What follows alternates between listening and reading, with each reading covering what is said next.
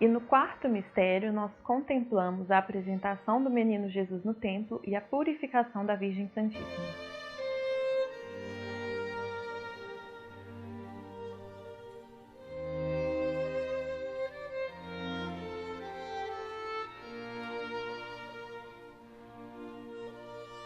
Os trechos do Evangelho que se referem a essa meditação está lá em Mateus 2, no versículo 13, e Lucas 2, dos versículos 22 a 39.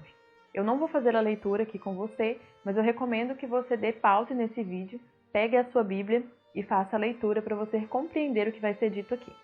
Bom, alguns pontos aí que nós podemos refletir, né, nessa meditação do quarto mistério. O profeta Simeão, ele vai dizer à Virgem Maria e a São José que Jesus Cristo será a causa de queda e de soerguimento para muitos, né? E bom, o que significa isso, né?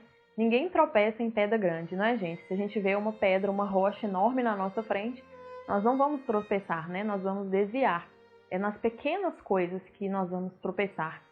E é justamente isso, quando nós fazemos pequeno caso de pequenas coisas que na verdade não são tão pequenas assim, né? Quando nós faltamos a Santa Missa, quando nós não guardamos obediência aos nossos pais, quando nós fazemos piadas com o nome de Deus.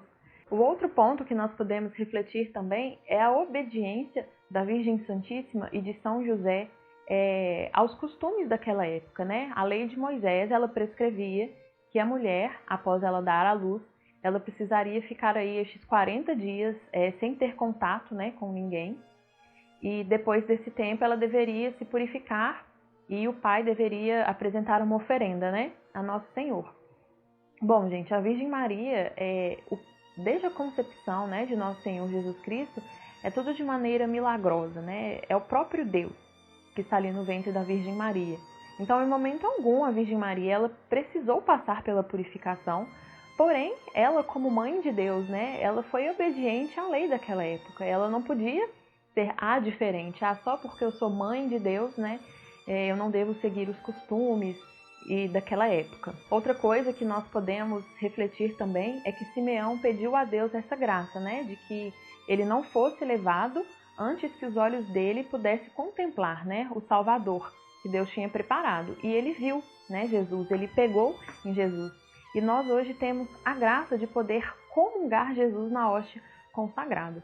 Então fica aí essa reflexão que nós podemos fazer durante todo este dia, né?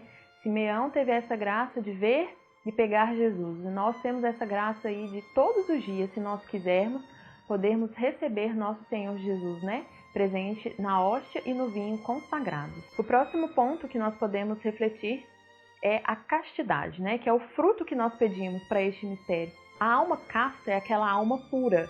E o Evangelho, ele nos mostra isso, né? Somente os puros verão a Deus.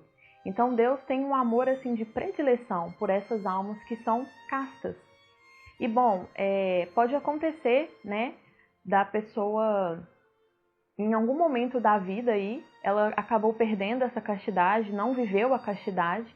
Mas quando nós nos reencontramos com o nosso Senhor Jesus Cristo, né, é possível sim Jesus restaurar essa castidade, essa pureza no nosso coração. Ainda que fisicamente, né, o nosso corpo não seja possível restaurar a virgindade uma vez perdida, a castidade ela é possível sim, né?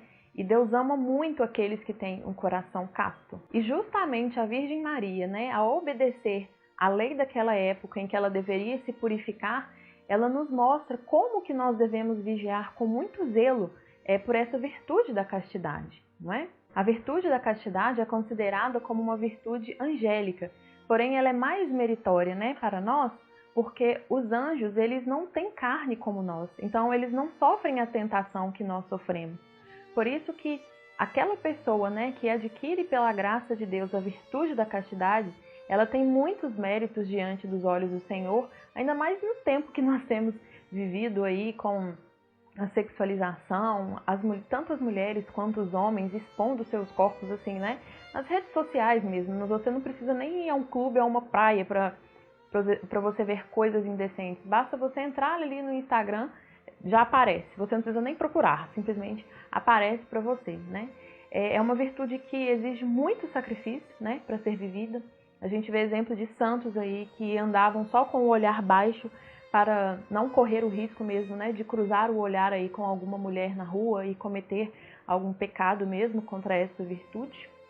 Então, agrada muito ao coração de Deus, né, termos essa virtude, além do que direciona, né, toda a nossa alma justamente a buscar cada vez mais o céu, a santidade. E bom, a intenção que Monsenhor coloca para nós como indicação deste mistério é nós rezarmos pelos padres, né?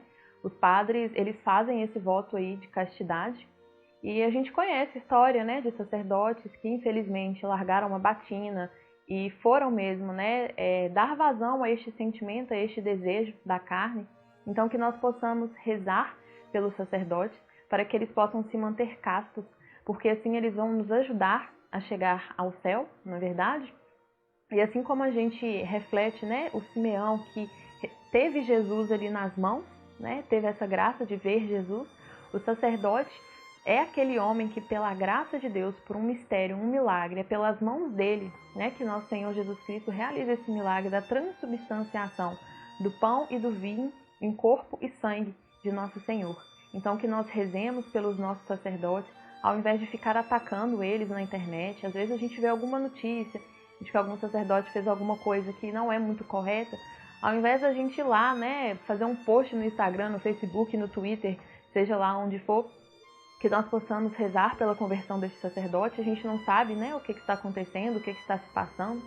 Então rezemos, dobremos os nossos joelhos, pedindo a Deus a graça aí, né, da conversão dos sacerdotes que nós temos e por novas vocações, não é? Porque a nossa sociedade está crescendo de uma maneira tão paganizada que a gente olha, a gente não vê nas famílias, né, crescendo essa vocação, a vida religiosa das meninas, a vida religiosa dos rapazes, a vida do sacerdócio, né? Então peçamos a intercessão da Virgem Maria para nos enviar aí bons sacerdotes para nos conduzir até o seu Filho Jesus. Amém? Que o bom Deus, em sua infinita misericórdia, nos abençoe e nos guarde.